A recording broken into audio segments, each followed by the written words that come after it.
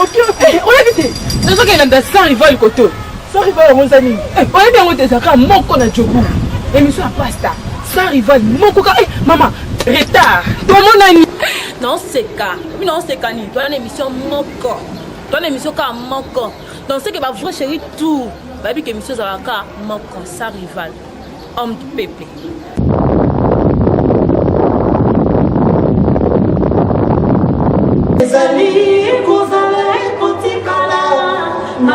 Alors des salutations à vous tous qui nous suivez de partout. Je salue particulièrement nos amis qui nous suivent à travers A3 wcntlive.com sans rival. On a cité son rival. Vous qui nous suivez à travers tout le la vie des papis.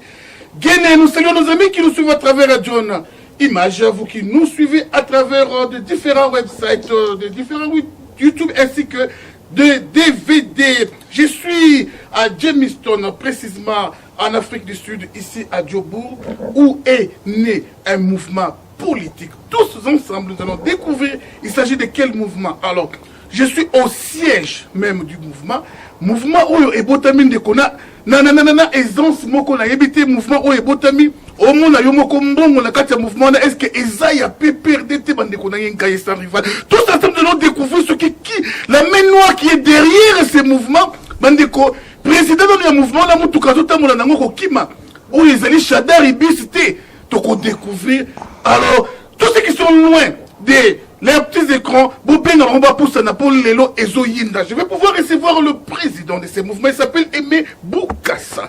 J'invite le président Aimé Boukassa. Vraiment, welcome. Vraiment.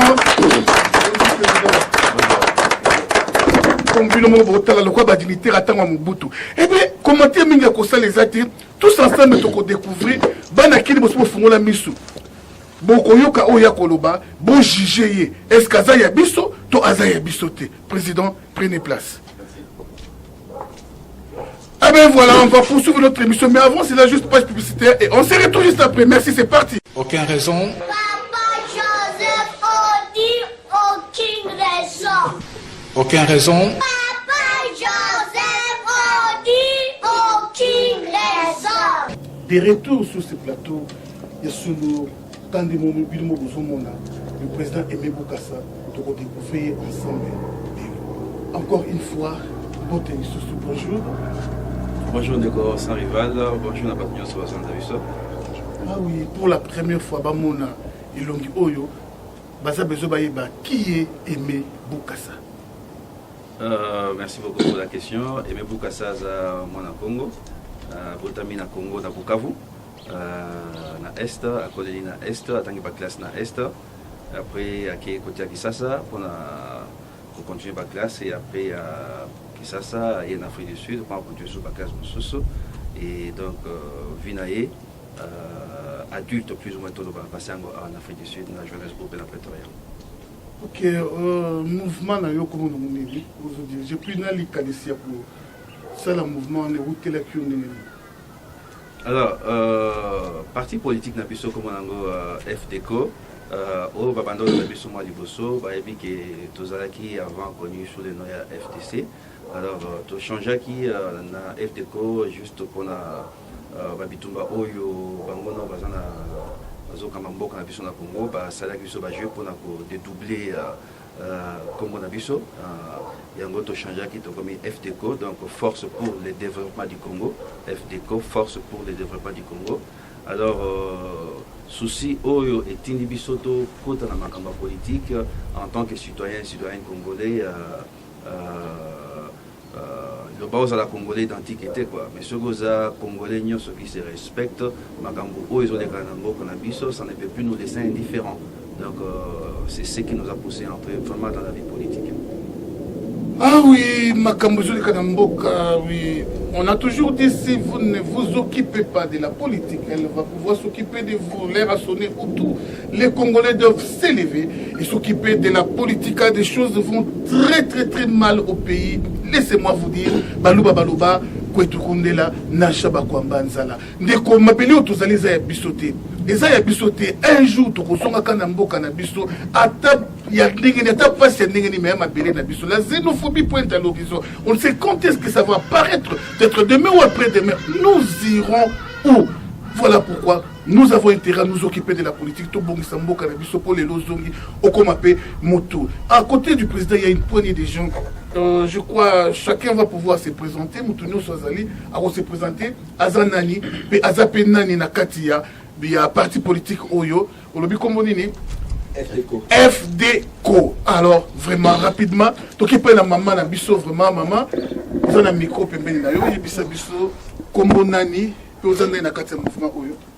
bonjour, c'est Mara Bijou.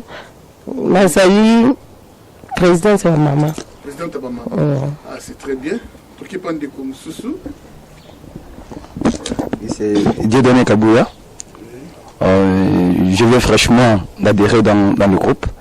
Je crois qu'à la longue, on va lutter ensemble avec les membres du groupe. Merci beaucoup. Merci. Comme on a papier à Talatala, on va charger à mobilisation et propagande, quoi. Merci beaucoup. Merci encore une fois. Moi, c'est M. Guy Mazali, président de la fédération. Il y a Jameson. Donc, c'est ça. Merci. Merci beaucoup. Moi, je suis monsieur Alain Michael. Je suis le secrétaire de la fédération de Jamestown. Merci beaucoup. Alain Michael, ok, vraiment, merci beaucoup. Je crois que Tozongi n'est pas une président, élection ou transition. Vraiment, la classe divisée, ils sont dans la diaspora, ils sont sur le terrain. Ils sont pour l'élection, ils sont raison. Ils sont contre l'élection, ils sont raison. Président, merci beaucoup, Négociant Rival, pour la question Oyo. Et ça, question très capitale pour la future, il y a Congo. Donc, Tolingi, Bissot Toza, battu à opposition, et j'ai dit même bien opposition radicale. Donc, on ne va pas par 4 chemins pour justifier les choses. La situation actuelle en Bokandengeza pour se présenter, Toza a besoin d'élections, mais de bonnes élections. Des élections qui sont crédibles, des élections qui n'ont pas de condiment et qui permettent effectivement de tourner page, il y a Moboutisme, de tourner page, il y a Kabylisme, de tourner page, il y a Sika, il y a un nouveau Congo. Et la façon dont l'élection se présenter à la Nanga, hein, c'est ce qui est même le terme, à la Nanga, à la Kabylie, tout ça d'accord dans le côté. Donc il faut que le préalable d'abord ils aient résolu, et tant que le préalable n'est pas résolu, ça sera difficile tant qu'il n'y a pas d'élection de façon haute. Donc en un mot, chez nous, FDCO, nous sommes pour la transition sans Kabila. Et que ça les mandengeni slogan na peto yoki yango trop transition sans Kabila que ça les mandengeni Kabila vandi ka boya lo biale na tikeli bino nzela bo sa transition ngana pemi. Bon, à ce moment-ci, la réalité c'est que nous vivons au Congo, toujours vivre la réalité moko oyo que même dans la constitution c'était même pas prévu. Donc déjà ce qui Kabila a la élection en 2016, donc on pouvait dire que non, on reste toujours dans les cadres constitutionnels, mais là nous sommes en 2018, donc Toza n'a cadre déjà commis même au-delà du cadre constitutionnel. Donc le pays appartient aux Congolais, le pays appartient à 80 millions de Congolais ou plus. Et pour ce qui nous concerne, on estime que le 24 décembre de cette année, on ne va plus considérer le président Kabila comme étant président de la République. Et donc, à cet effet, pour nous, nous pensons que non, il faudra confier une transition technique, hein, pas politique, mais plutôt technique, dans beaucoup de la société civile. Au niveau de la FDCO, toujours ça, mais là, toujours souhaité que le cardinal Monsengo Andima pour s'occuper de Kambouana, mais tout que la transition technique pour que tout que la élection où vraiment il faut changer beaucoup la vie sur quoi. Ah oui, je crois que les alliés na ba Rwandais pe bazana ba komba ba bukasa. Mais Rwandais Kabeya, Rwandais Chilombo, Rwandais Nzuzi, Rwandais. Alors papa, yebisa biso vraiment aux amoutuya province très important. Sur moi c'est l'autre national village parce que Congo ba invalida qui ba tumisu pour une double nationalité. Tomi yebela déjà euro. Alors, le président Aimé Boukassa, Congolais. Congolais 100%. Donc, de père et de mère, Donc, Nazana, ma camarade, autre tangi na bango na école primaire, depuis 3e primaire, autre tangi na bango na secondaire, na CO, na secondaire, na université. Donc, je suis fier du fait que je peux aller partout au Congo et sachant que non, na presque province union sur la Congo, Nazana a quelques amis, au Baebi, au Tobeti, na bango Pal, au Tosali, Bamakambo Belé, ensemble. Sinon, na Botami, na Kivu, na Est, na Bukavu, principalement na zone à Kabare. Kabare, déplacé na Botami, na Koli, na Bukavu, na Uvira, na Fizi, secteur Union sur Est, wana, na Koli Kuna, après Kin et Kin après Naikotoyo. Mais sinon, dans l'entretemps, la bande bougé mingi partout au Congo. Donc, on a vraiment congolais, papa Nangaza congolais, de père et de mère, maman Nangaza congolaise, de père et de mère. La province est d'origine des Kasaï orientales, des grands Kasaï. Et sur le président Aimé Bokassa, Azana Bato Ayatangana Bango, Kabilo Tangana Nani, na patron de FAO, c'est qu'on est au Tangana Nani. Le Superman, ata collègue mon côté à yo et l'autre. Mon bout de n'engaza là qui ou aneza na batu mususu ba idée na ba effort na ba ni na ba monana. Mais yo, on ne sait pas, tu sors de quelle obédience. Vraiment, FDCO une fois au pouvoir, Nini Bokosala, Oyo Kabila salité. FDCO, projet de société Nabino, vision et visé Nabino Zanini pour la Masolo, Yamboka Nabiso, il faut au pouvoir et l'on est beaucoup changer. Alors, merci beaucoup, Nicolas Rival, pour la question. Et c'est une question très pertinente. Objectif à parti politique, Nyonso, ils ont pouvoir pour conserver le pouvoir le plus longtemps possible. Et en travaillant pour le peuple, en servant le peuple, parce que nous, au FDCO, nous pensons qu'on ne fait pas la politique pour se servir, mais on fait la politique pour... on ne fait pas la politique pour être servi, mais on fait la politique pour servir le peuple. Alors donc, nous, une fois au pouvoir, il y a beaucoup de choses qu'il faut faire au Congo. Le Congo, c'est un chantier vide où tout est à refaire, tout à tous les niveaux, au niveau spirituel, au niveau économique, au niveau social, au niveau culturel, à tous les niveaux, c'est des chantiers qu'il faut faire. Mais nous allons beaucoup plus d'abord accorder la priorité à l'homme, refaire vraiment l'homme congolais. L'homme congolais a besoin de comprendre la réalité mondiale, d'accepter d'abord ce qu'il est, sa condition, ce qu'il est, et comprendre l'importance que l'homme doit changer d'abord, et l'État doit investir dans l'homme, de manière à ce que l'homme congolais soit un homme qui soit restauré, un homme qui soit révalorisé, un homme qui recouvre son intégrité, sa dignité, et qui va être respecté au travers du monde. Donc le chantier est vaste, mais ce qui t'obéit sur le plan économique, il y a partisans, il y a économie libre du marché, donc on ne va pas aller à l'encontre de cela, tout ça pour vivre dans l'ère mondialisation, donc dans l'ère mondialisation, il y a qui se fasse, donc votre politique ne dépendra plus seulement de vous-même, donc vous devez composer aussi avec les autres, donc dans tout ce que nous allons faire, nous allons poursuivre d'abord les intérêts du Congo et des Congolais, protéger les intérêts du Congo et des Congolais, comme le Patrice Lumumba l'avait dit. Il est mort, moi je n'étais pas encore né, mais pour montrer que non, c'était un vrai leader, ce qu'il a dit, c'est ce que nous sommes en train de continuer à penser et que nous allons faire. Donc protéger d'abord les intérêts du Congo et des Congolais, et toujours alors chercher un partenariat gagnant-gagnant. Donc le Congolais doit se retrouver dans tous les accords que nous aurons à faire une fois que nous sommes au pouvoir. Je n'ai jamais vu un politicien tenir un discours négatif.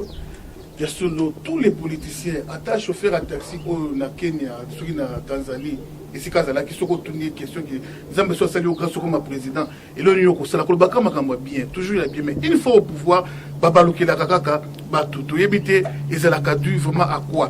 Il y a des partis politiques sans base. Bolimbi sangana nanga sans rival, dans la vérité na banga mututé.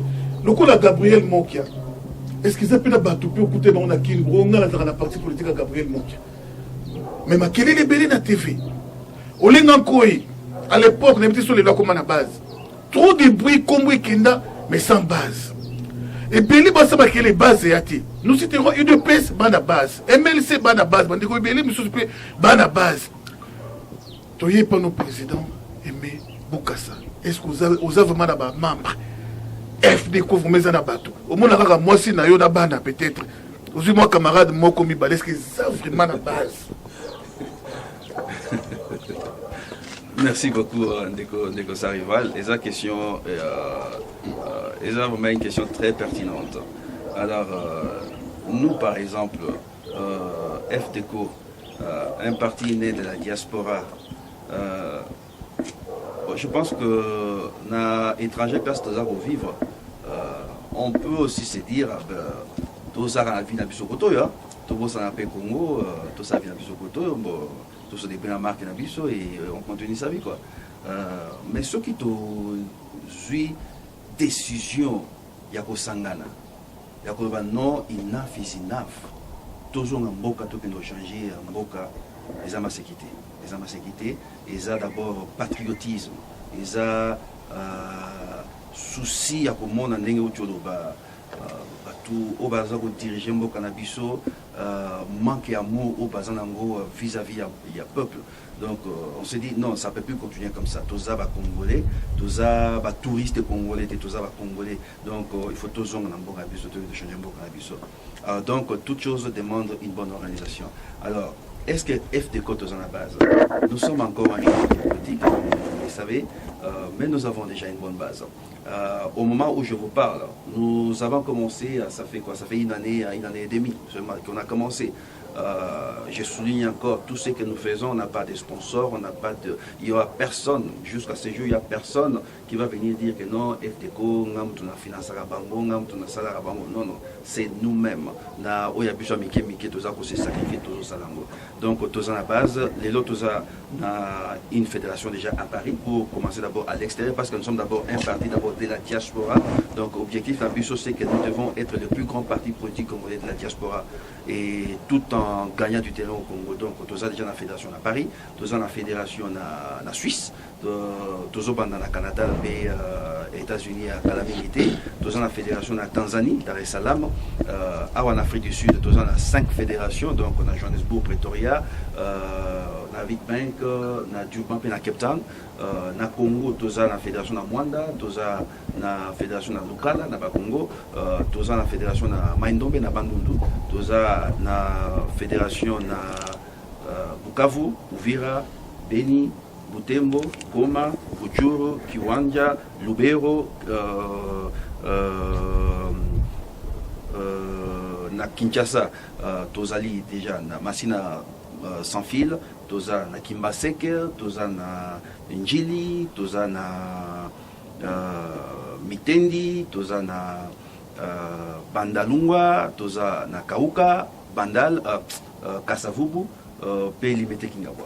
Voilà. Vraiment, je crois qu'on va vous donner toutes les coordonnées pour nous besoin pour s'adhérer et tu retournes à président Aimé pour nous s'adhérer. Et Sengi Nini. Alors, nous tournons du côté de la dame de fer. Babenge Bijou, Maman Bijou, Aïbisabiso Nini, Oyo est motivé à s'intéresser à la politique et pour Nani à côté d'un grand parti. Donc, on a UDPS, pourquoi côté na battu ensemble, était comme Nambungu, ils ont jeté, hein. Mbungu a jeté, côté Ngamba Moïse Katumbi, Oyo Mpepelelo partout.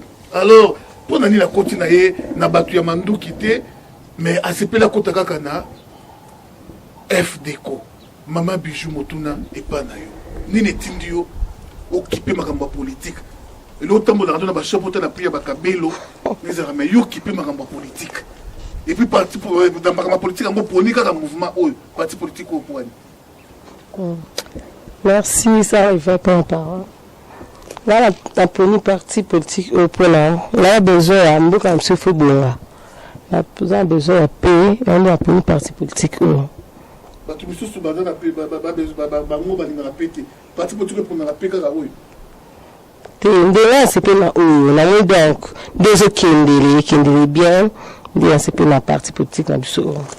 Même question est pas dans des conditions vraiment nos balazars nous pas vraiment et puis ça est motivé au sein de la politique et puis occuper ma politique et puis quand la partie politique C'est juste pour tout ce qui se passe au Congo, tel que tu viens de le dire tout de suite. Notre pays est tellement riche, mais les gens qui y restent sont toujours pauvres. Avec tout ce que le président vient d'énumérer tout de suite là, concernant le développement de notre pays, dépend de nous, le pays c'est vraiment un chantier. Quand je parlais toujours, même à mes collègues de l'école par-ci par-là, je disais toujours que vraiment que notre pays vraiment c'est un chantier. Et il faut qu'il y ait des gens qui peuvent aider le pays à le construire dans tous les niveaux. Je me suis adhéré puisqu'il a parlé, le président a parlé très bien concernant notre parti. Il a dit très bien, nous sommes une partie des Congolais, c'est-à-dire sans dire que je suis Moulouba, je suis Lala, je suis machin, tout ça, c'est-à-dire together, c'est-à-dire une partie qui réunit tous les Congos et tous les Congolais et Congolaises à lutter pour le développement de notre pays. C'est comme ça que je me suis adhéré à ce parti, à ce qu'on puisse lutter ensemble pour amener une pierre dans notre pays. Nous nous tournons du côté de Papi Atala Tala. Papi Atala Tala, il y vraiment même question. Il est motivé, il est stimulé au cas où la partie. Bon, merci pour la parole. Tout souligner nous parti à excellence. Alors, surtout bien excellence. Soto vito zonga na Congo.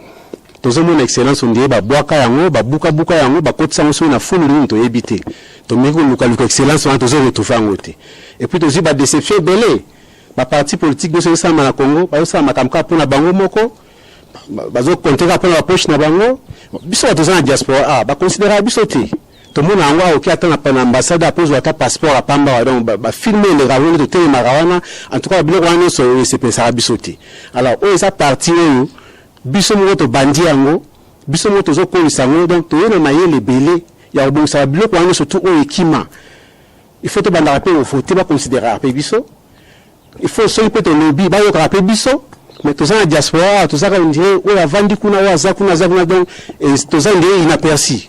Yango to sali parti to stoli parti oyo pour vraiment to za na parole ya koloba pe to ba ko sanga biso so ba diaspora to sali banda pe to ko fa na biso pe awa na za ndako na ngana sala makamu na ngai na fa na ngana vivre na ngai mais surtout zo kanisa mboko na biso pe sa mboko na biso il faut changer.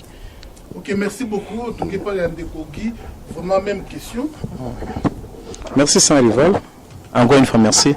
Donc ma bateau nous soiseau la biso je crois les par hasard ou bien toza ba insensité vandika ka okota na mouvement nini pesa autour ba awa ba sponsor bazate oza mouvement de master que ba ka bogi mbongo tozola na mbongo non toza batu tozo vivre à l'étranger nini to benga ba diaspora tozo vivre sous pression marambe belé il y a des fois même voyez na ndako nozo mituna na osa ni libanda et puis toza na baninga ba ndiko mususi ya ba pays voisins ni ba Nigeria ba Cameroun tout ça bami et puis tout s'assistaka vous avez comment baza organiser comment ba nation na bango za considérer bango comment ambassade na bango choses différentes par abisso donc on paraît comme si tout ça ba congolais na comme en réalité to ba congolais tata tout banda alors qu'ils sont congolais donc c'est pourquoi tout le baki non comme il y a une partie au botani libanda biso na biso to yebi réalité zo libanda je vois pas mal que tout s'intégrer na partie wana au lieu na kota na partie na yebi réalité té parce que nous baza na Congo wana ba parti de monde a prévu ça li tourner mais quand on le biga ba base wana botanga ba parti wana ba Congo baza la base libanda alors que biso ba diaspora ni ezaka ba combattant to ba kana maluba tozo ki lega na ba vague moko bi mais to lingisco ba mouvement parce que ba réseaux za nini ba zo considérer biso de parce que ça mouvement où ils assisté c'est pourquoi on s'était dit non lokola ida parti zali président PCID to le binon photo tchema boko to kota na kata likamwana biso to porter ba pierre na biso comme ça to bunda na biso ba to zali banda to zwa pe mayele biso zuli banda to memangona ne pas na biso kuna lelo be congolais libanda zo sala o ya incapable de sala moko na biso pourquoi pas na biso photo ka sonna ko sala maka misuzu alors que c'est do libanda to sala ngo donc on voudrait bien que to zwa esprit to na libanda to zonga na pas na biso to développer ngo to sala ngo alors ba mayele wana to ko kena ko ka buté to bimi to ko lo ba ndegelo ba misuzu na bayaki ti ba se retrouver nulle part mais faut tokende nango lokola ebandi biso boye tokende nango na ndenge ya parti wana ezwa pouvoir lelo boye biso sokoma tomanda koexploiter oyo biso totuki kozwa libanda d'une manière ou d'une autre to développer mboka na biso. Donc c'est vraiment les soucis oyo esalingaki na kota ta parti oyo voilà. Sikoyo régime en place bazotala yo vous avez un message à kopesa na Kabila yemoko aza kotala na minute tu lui reproches de quoi et qu'est-ce que tu lui dis na minute asani pesa un message à zotala pour angandaka sans rival.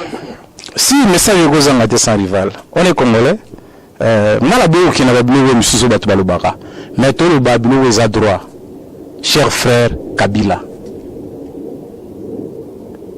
il est grand temps ya kotika chaque chose à son temps.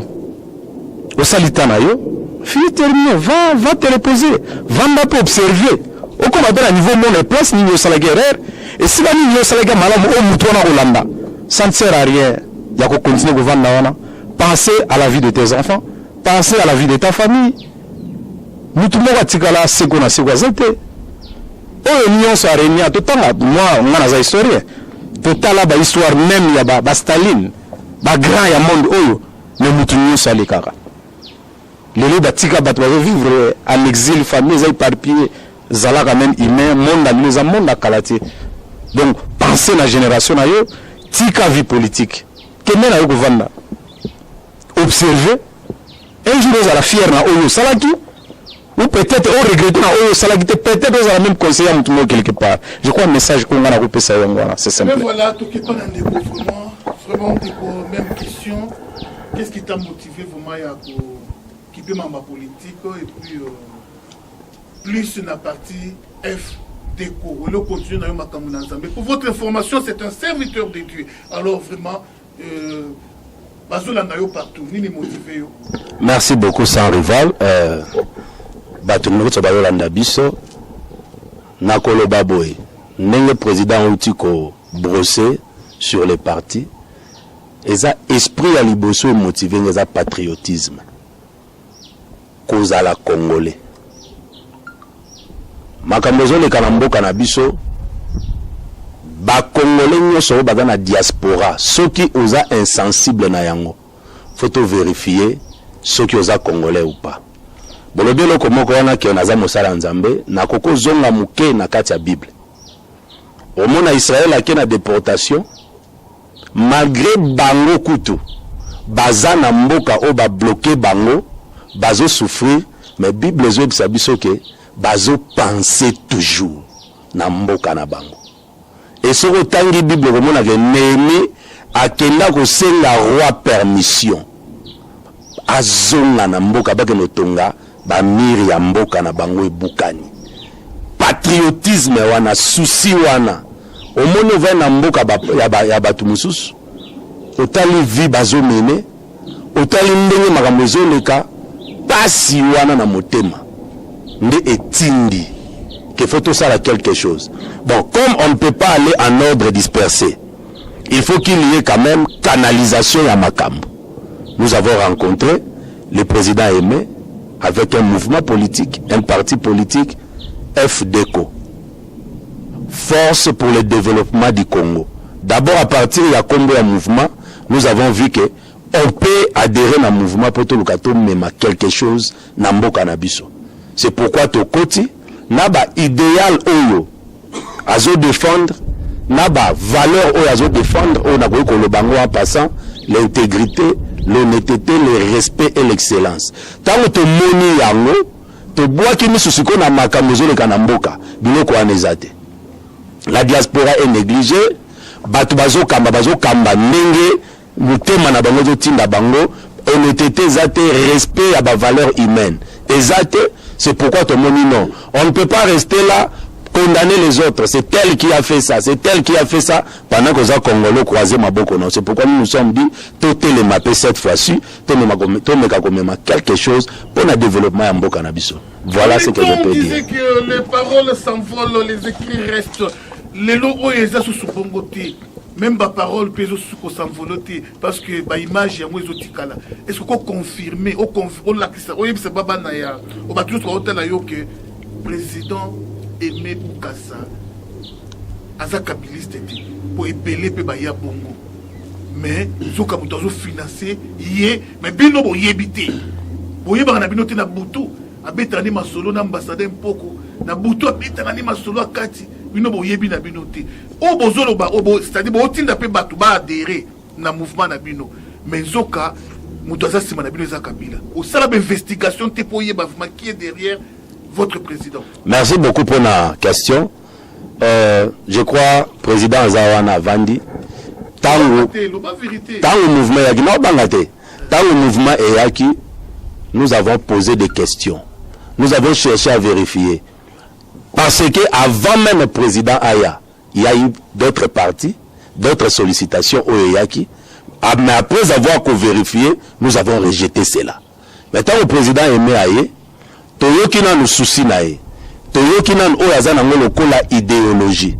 Nous nous sommes posé des questions. Oui, président Aimé Aye avant na posa to sala boy na Congo avant même ya kolukana nous to sala ba investigation ko yeba nani aza derrière ye tozana na posa ebisa biso souci ya no commune to ni to sala tant to moni programme apesi tant to moni ba idée aye na nous n'avons rien vu ya pouvoir aux en place na Congo.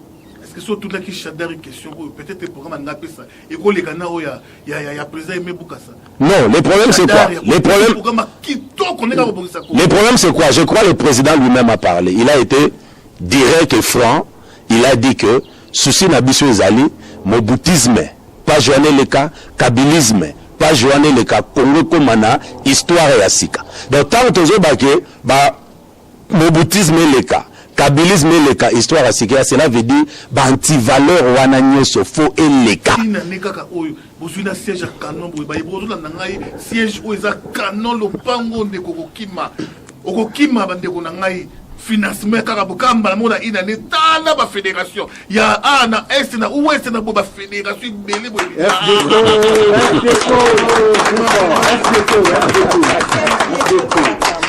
Nous n'avons pas de problème. Je crois que jusque-là, avec des investigations que nous avons faites, naba vérification, nous n'avons rien vu de mauvais. Yangoana, Tozo continue, Nakati ya mouvement. Merci vraiment. De retour sur ce plateau, je crois qu'il nous reste moins de 2 minutes pour lever l'encre. Investigation belé au Namoko na sénateur question. Qui va d'une part et combattons d'une autre part. Ça, c'est vraiment un parti qui va faire l'honneur. Il y a un parti, il y a diaspora. N'hésite pas, quels que soient les coins où tu te trouves, vraiment, sans rival, Nabi Misaka, Ninia, na sentimati. On a eu à entendre parler de Tchakoudia, mais tu as évité ceux qui m'ont solong et bandé ceux qui prennent. On a eu à entendre parler de Georges Aloula, mais tu as évité ma solo na banda wa pité ceux qui wapika kabolo sous tes bases de mon monati. La diaspora, mouvement mon côté, où est ma fierté, na biso bato diaspora, et bouger peu monde. À part AFC, ya Fanfa Longa na Londres, coup de chapeau à toi, na Ozo Sala, Masola Kati Toyebi. Alors, en Afrique du Sud, bande konangam, Oyebi mouvement ba combattant, les hauts et le bas, nini to viva awa. Mais ma solo suko ya politique proprement dite, ba yeba bandiango, izali FD. Alors, n'hésite pas à adhérer dans ces mouvements. Peut-être que dans ce mouvement, on est libéré. Tokomi et pas un président. Bazola nous n'a pas nous soyons monde. Partout Bazola d'ailleurs. On a besoin d'une déclaration politique. Au nom il y a FDCO. Au lobby nini. Bah, zala vraiment la confiance en Abino. FDCO. Qui peuvent retenir tous les téléspectateurs qui nous voient en ce moment à propos de FDCO. À vous la parole. Oui, merci beaucoup sans rival pour la question et pour tous ceux qui nous suivent à travers le monde, le Congo et tout ça. Tout ce que je dirais à notre population, c'est que le changement est en train de venir. Plus jamais le Congo ne sera à la merci des égoïstes. Plus jamais le Congo ne sera à la merci de gens qui manquent l'amour, qui parlent du patriotisme qui est juste par la bouche, mais dans la pratique c'est tout à fait autre chose. Plus jamais on acceptera la médiocrité continuer à régner sur ces pays-là. Surtout ça. plus jamais on acceptera cette médiocrité-là. Le Congo doit changer. Le Congo doit recouvrer sa place des locomotives du continent africain. Aujourd'hui, nous sommes en train de parler, de créer, de penser à l'unité africaine, de créer les États-Unis d'Afrique et toutes ces choses-là. Mais c'est le Congo qui doit être la locomotive de tous ces programmes-là. Mais tant que nous avons toute cette médiocrité qui continue à régner sur la tête, sur le Congo, ça ne pourra pas arriver. Eh bien, nous sommes des Congolais, on n'a pas une autre nation, nous sommes Congolais, on n'est pas touristes congolais, nous sommes des Congolais, je le répète encore. Nous mettons ensemble, bannissons les antivaleurs, bannissons les tribalismes, bannissons les régionalismes, soyons soudés, soyons unis, regardons le futur du Congo, pensons à quel Congo nous voulons léguer à nos enfants, quel Congo nous voulons laisser à nos petits-enfants, nos arrière-petits-enfants. Et donc, à cet effet, FDECO est là. Ensemble, nous allons le faire. Ensemble, nous allons transformer ces pays-là. Ensemble, nous allons réellement rendre le Congo, la République démocratique du Congo, un paradis sur terre et qui va être la vraie locomotive pour le développement et la stabilité de tout un continent, le continent africain. Donc, encore une fois de plus, balandi, bandeko, papa, mama, banabetu, bangi na munu, bandugu, mama, bandugu, bapenzi bote. Hii ni nyumba yetu. FDECO ni parti yetu.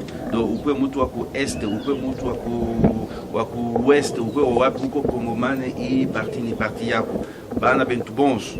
Eki chisamba cha FDECO cha bakongole bonsu. Wikala munu wa wikala mukongo, wikala mungala. Eki chisamba cha bentu cha bantu bonsu. Bandeko nyonso o bozolanda. O ezanda kuna biso. Boya to sangana. To mema ekolo liboso. Je m'excuse pour la partie des Kikongo. Ça, c'est l'effort que je dois faire pour arriver à passer les messages aussi en Kikongo, parce que nous sommes un parti national et nous devons valoriser toutes les 4 langues nationales de notre pays. Voilà, merci. Eh bien, bravo, vraiment, bravo.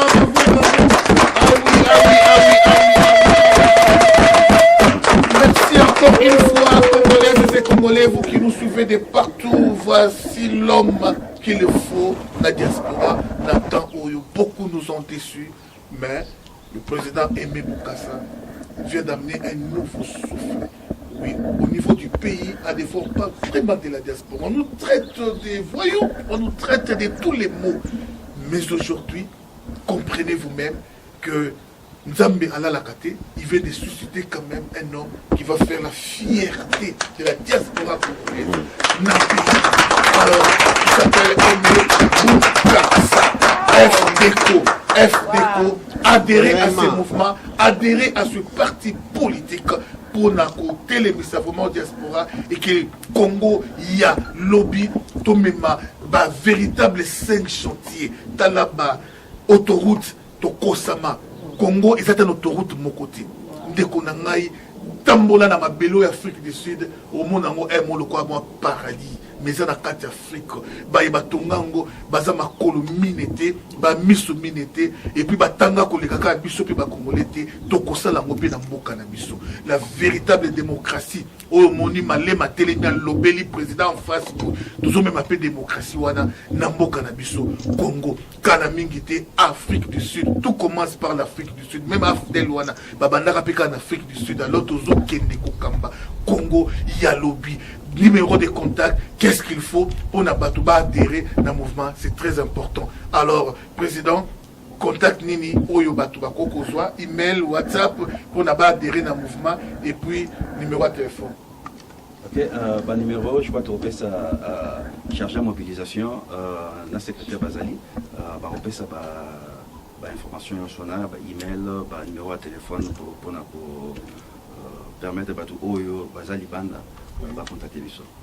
Au bas de vos petits écrans, je crois que vous allez voir quand même ces contacts. Bokota, tous ensemble pour tout libérer le Congo.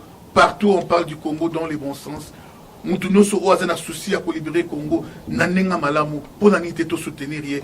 Mettons de côté le régionalisme, mettons de côté le tribalisme, mettons de côté cotérie, et ça malamouté, nous soutenir pour Azali, ami, ya oncle Nangai, nous soutenir pour Ninipo, Wana, Azamungala, alors vraiment na kotika te équipé pour la té na soutenir pour ni poza motete là on a vraiment équipé pour la té bande koto tika biloko wana eza bien te netineza na kala soko ki na église CFM soko mona la plupart batete là et belé OK na UDPS à l'époque eza les loté na kala au mona baluba et belé OK na apareko bangala et belé OK na ACK au mona mika baluba et belé poni tête za muluba totika eloko wana vraiment to soutenir idée zakati na mutu to soutenir maele ya malamu ya kotonga mboka ezakati na mutu et ko sala biso bien. C'est par là qu'on va mettre un point final à notre tranche sans toutefois dire merci à Média Médina et vous tous qui avez vraiment prêté attention vraiment na Kolanda émission Oyo. Vraiment je dis merci à ce grand parti politique FDECO. Merci vraiment président. Je crois que vous n'allez pas décevoir. Merci beaucoup, on ne va pas vous décevoir. Vous pouvez compter sur nous. On est ensemble. Je dis encore merci à tous les invités, vraiment, si on peut se mettre debout. FDECO! Vraiment, FDECO, côté d'excellence, ça m'a remis sur la pointe. Donc, tout besoin de biso. Je crois que l'exclamation numéro na barre à contact pour mon bobenga biso to solo la très baninga osangana. Merci beaucoup, sans rival. Merci beaucoup. Merci.